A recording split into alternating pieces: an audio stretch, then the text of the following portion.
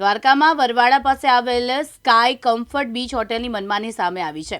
ગ્રાહક અને હોટેલ કર્મચારી વચ્ચે વાતચીતનો ઓડિયો વાયરલ થયો છે. દ્વારકા એસડીએમના ઓર્ડરનો સરેઆમ હોટલ સંચાલકો ઉલારીઓ કરી રહ્યા છે. દ્વારકા એસડીએમના તારીખ 17/5/2025ના ઓર્ડરમાં પેરા 1માં સ્પષ્ટ શબ્દોમાં આ હોટલ બંધ કરવા આદેશ કરાયો છે. એટલું જ નહીં, આ કામગીરી તાલુકા વિકાસ અધિકારી અને સરપંચને હુકમનું પાલન થાય તે સુનિશ્ચિત કરવા આદેશ કરાયો છે. તેમ છતાં પણ તારીખ 22ના પણ સ્કાય કમ્ફર્ટ પ્રવાસીનું બુકિંગ લઈ રહી છે.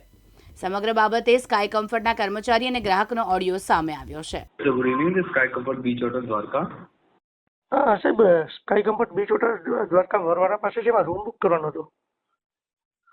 ઓકે, કઈ તારીખે જોઈએ છે સાહેબ તમારે? કાલે મોર્નિંગમાં 22 તારીખ. કાલે મોર્નિંગમાં જોઈએ છે ને તમારે? હા, 12-1 વાગ્યાની આસપાસ. ઓકે, મળી જશે સાહેબ. કેટલા લોકો છે તમે? હા, 2 મેમ્બર છીએ. 2 મેમ્બર છે. ઓકે, વાંધો નહીં સાહેબ. આમ તો મારી પાસે 2 રૂમ કેટેગરી છે. એક કમ્ફર્ટ ડિલક્સ રૂમ કેટેગરી છે અને comfort deluxe C facing room category છે. ઓકે, તમારે કેવું જોઈએ છે સાહેબ? શું ટેરિફ કેવી રીતના છે સાહેબ એમના?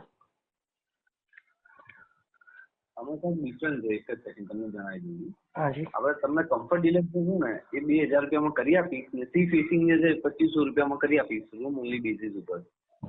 ઓકે, તો બુકિંગ માટે શું કરવું પડશે સાહેબ? 50% પેમેન્ટ આપણે એડવાન્સ હોય છે, 50% તમારું ચેકિંગ ટાઈમ ઉપર હોય છે. ઓકે સાહેબ, તમારું નામ શું કીધું? શિવ નામ છે મારું સાહેબ. અચ્છા, તમે હોટલ પરથી બોલો છો કે ઓફિસમાંથી? આ પ્રોપર્ટી હું મેનેજ કરું છું, હેડ ઓફિસ અમદાવાદથી વાત કરું છું. ઓકે, તો સાહેબ આ હોટલ દ્વારકા એસડીએમ દ્વારા બંધ કરવા માટે આદેશ કર્યો છે, તમને ખબર છે?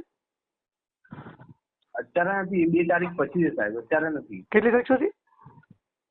2 જૂન પછી છે. એટલે અત્યારે ચાલુ છે ને, હું એટલે કન્ફર્મેશન એટલે કરું છું, પછી હું બુક કરું ને એમ ઓનલાઈન. એટલે તો સાહેબ બુકિંગ લઉં છું તમારું. સાહેબ એમાં ફાયર સેફ્ટી નથી, તો અમે અહીંયા રહેશું તો જવાબદારી કોની કઈ દુર્ઘટના થાય તો? દુર્ઘટના એટલે કઈ રીતની દુર્ઘટના સાહેબ? સાહેબ ફાયર સેફ્ટી નથી સરકારના નિયમ મુજબ, અને ન કરે ભગવાન દ્વારકાધીશ કંઈ પણ આગજની કેવું કઈ ઘટના થાય તો પછી અમારે તો પેસેન્જર જે ફાયર સેફ્ટી માટે આપણી જોડે ઇક્વિપમેન્ટ અવેલેબલ છે. સાહેબ ફાયર સેફ્ટીનો એનઓસી તો નથી ને આપણી પાસે સાહેબ? શું નથી? ફાયર સેફ્ટીનો એનઓસી તો નથી ને આપણી હોટલમાં? હા, એ વસ્તુનો મને પ્રોપર આઈડિયા નથી. તમે એનઓસી ને જે ડોક્યુમેન્ટ કહો છો, મને એ ડોક્યુમેન્ટનો આઈડિયા નથી, કેમ કે હું રિસેપ્શન પર નથી બેસતો સાહેબ. તમારી વાત સાચી, તમે જે પણ કહેતા, પણ તમારે કોઈ જાતનું જોખમ નહીં થાય એ વસ્તુની ગેરંટી હું લઉં છું સાહેબ. બધું છાપામાં ને બધું વાંચ્યું એટલે મેં કન્ફર્મેશન કરવા માટે ફોન કર્યો. ના, તમને એવું હોય તો સાહેબ એ વસ્તુની ચિંતા ના કરતા.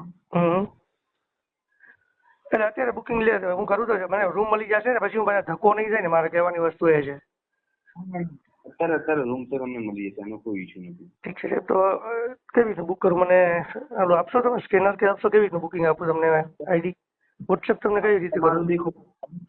મારો આ નંબર વોટ્સએપ નંબર તમારું હું એમ કહું છું, કાલે તમારું ચેકિંગ છે, પરમ દિવસે ચેકઆઉટ છે, એક રૂમ છે, 2 લોકો છે, બરાબર? હાજી.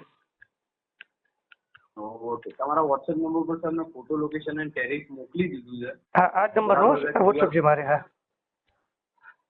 એમાં 50% પેમેન્ટ આપણે એડવાન્સ હોય છે, 50% ચેકિંગ ટાઈમ ઉપર રહેશે. તમારું જે નામથી બુક કરાવવું હોય તો બુકિંગ નેમ ખાસ મોકલજો. હા, હું આધાર કાર્ડ મારું મોકલી આપું ને? હા, આધાર કાર્ડ તો સાહેબ રિસેપ્શન પર જરૂર પડશે. હા, તમને તમારું ખાલી બુકિંગ નેમ જે નામથી તમે બુક કરાવવા માંગતા હો. ઠીક, ચાલો તમને વોટ્સએપ પર ડિટેલ આપી દઉં. Sure sir, sure. Thank you. Okay. Lalit Singadiya, Divyang news, Devbhumi, Dwarka.